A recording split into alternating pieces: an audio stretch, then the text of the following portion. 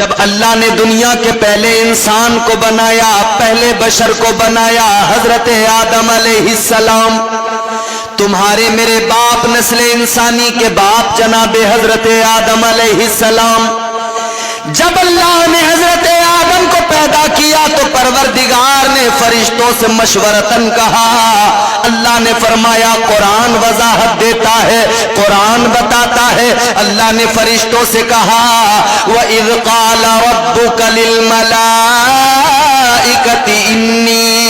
إِنِّي جَاعِلٌ فِي الْأَرْضِ خَلِيفَةً، اللہ نے فرمایا اے میرے فرشتوں میں زمین میں اپنا خلیفہ بنانے والا ہوں۔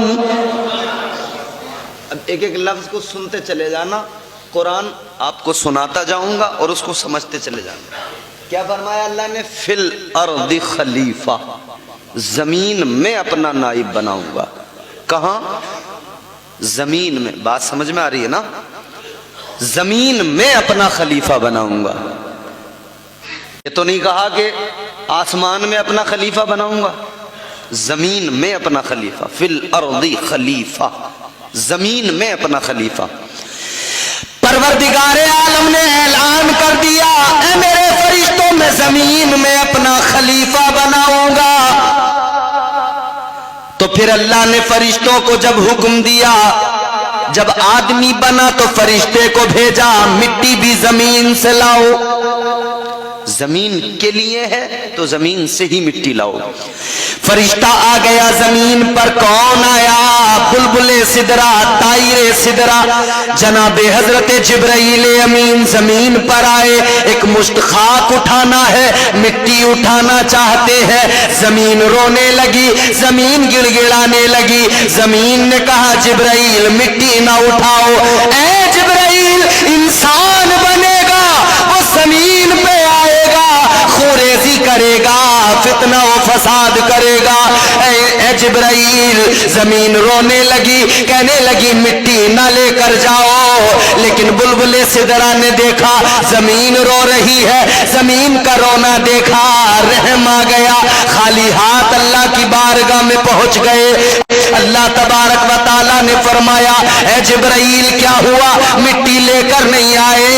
بلبل سدرا نے عرض کر دیا مولا میں گیا تھا مگر زمین رونے لگی، یا اللہ زمین گڑ گڑانے لگی، اے پروردگار میں خالی ہاتھ آ گیا، اس کے رونے کو دیکھا تو رحم آ گیا، اس کے رونے کو دیکھا تو ترس آ گیا۔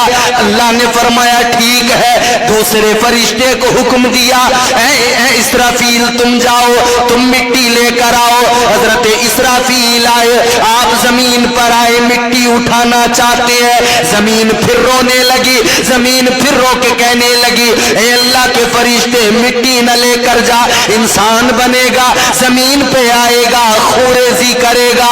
اللہ اکبر، غور کرو، انہیں بھی رحم آیا، واپس گئے۔ تیسرا فرشتہ آیا، جب اللہ نے ان کو بھیجا انہوں نے بھی مٹی اٹھانے کی کوشش کی، لیکن زمین روئی، رحم آ گیا، وہ بھی خالی ہاتھ چلے گئے۔ اب اللہ نے چوتھے فرشتے کو بھیجا، کون آئے؟ حضرت اسرائیل زمین پر آئے، جناب حضرت اسرائیل نے زمین سے مٹھی بھر خاک اٹھانے کے لیے جیسے ہی ہاتھ بڑھایا، زمین رونے لگی، زمین پھر وہی دکھڑا سنانے لگی۔ زمین نے کہا اے اسرائیل مٹی نہ لے کر جا، انسان بنے گا، خوریزی کرے گا، فتنہ و فساد کرے گا۔ جیسے ہی زمین روئی تو جناب اسرائیل نے کہا اے زمین سن لے، تو رو رہی ہے مگر یہ یاد رکھ لے میرا نام اسرائیل ہے، میں تیرا رونا نہیں دیکھوں گا، میں دیکھوں گا تو اللہ کا حکم دیکھوں گا۔ فرمایا تیرے رونے سے مجھ پر کوئی فرق میں لے کے جاؤں گا۔ مٹی اٹھائی اللہ کی بارگاہ میں، مولا مٹی لے آیا۔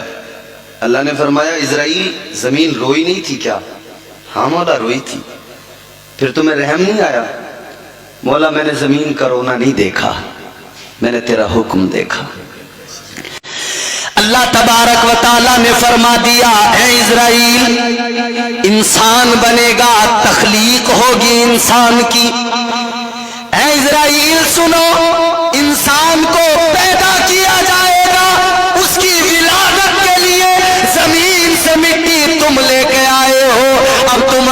ड्यूटी लगेगी। कयामत तक के लिए इंसान बन जाएगा। जब भी इंसान का वक्त पूरा होगा कोई और फरिश्ता उसके पास नहीं जाएगा।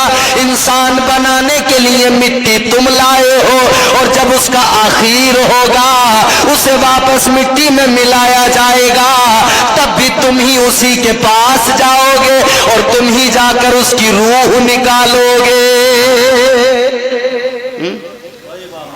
तो अल्लाह ने हजरत इजराइल की ड्यूटी लगाई कि रूह भी तुम कब्ज करोगे। आपको बात मेरी समझ में आ रही है? मगर अल्लाह ने जब इंसान को बनाया तो रखा कहां? अल्लाह ताला ने ये तो ऐलान कर दिया था जमीन के लिए बनाया जा रहा है।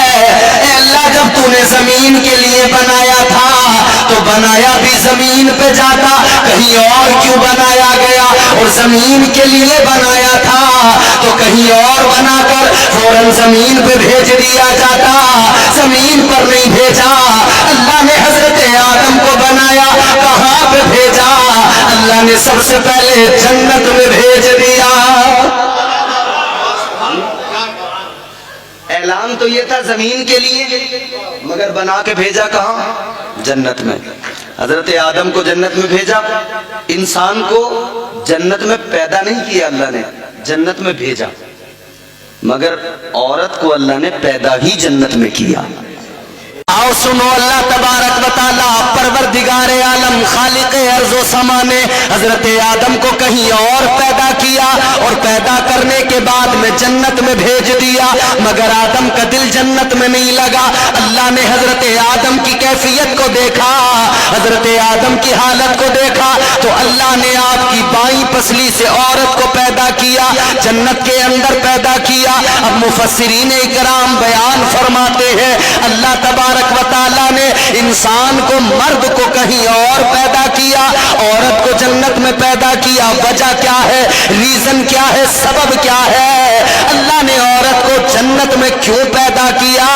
अब गौर करो मेरे अजीजों, मुफस्सिरीन इकराम फरमाते हैं, हमारे उलमा फरमाते हैं कई वजह हैं अल्लाह ने औरत को जन्नत में पैदा किया।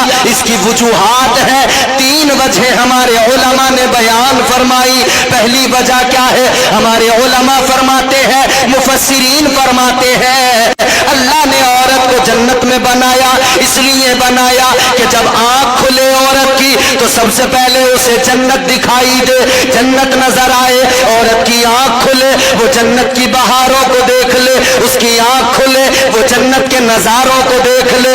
औरत की आंख खुले वो जन्नत की दरियाओं को देख ले, जन्नत की रानाइयां देख ले, जन्नत की रंगीनियां देख ले, जन्नत का हुस्न देख ले, जन्नत की खूबसूरती देख ले। अल्लाह तबारक व तआला ने औरत को जन्नत में पैदा करके मिजाज दिया। ऐ औरत सुन ले, तुझे जन्नत में पैदा किया, आंख तेरी खुली, जन्नत को दिखाया गया, इसलिए कि अब जन्नत में पैदा करके जन्नत दिखाई जा रही है। जब तुझे जमीन पे भेजा जाएगा वहां तेरा एक घर होगा। याद रखना, आज जन्नत को देख ले, जमीन पे जाना तो अपने घर को जन्नत का नमूना बना देना। जमीन पे जाना तो अपने घर को जन्नत का नमूना बना देना। अल्लाह तबारक व तआला ने औरत को जन्नत में पैदा किया। दूसरी वजह हमारे उलमा ने बयान की, किस लिए पैदा किया? दूसरी वजह यह है, जन्नत के अंदर अल्लाह तबारक व तआला ने हूरों को पैदा किया है।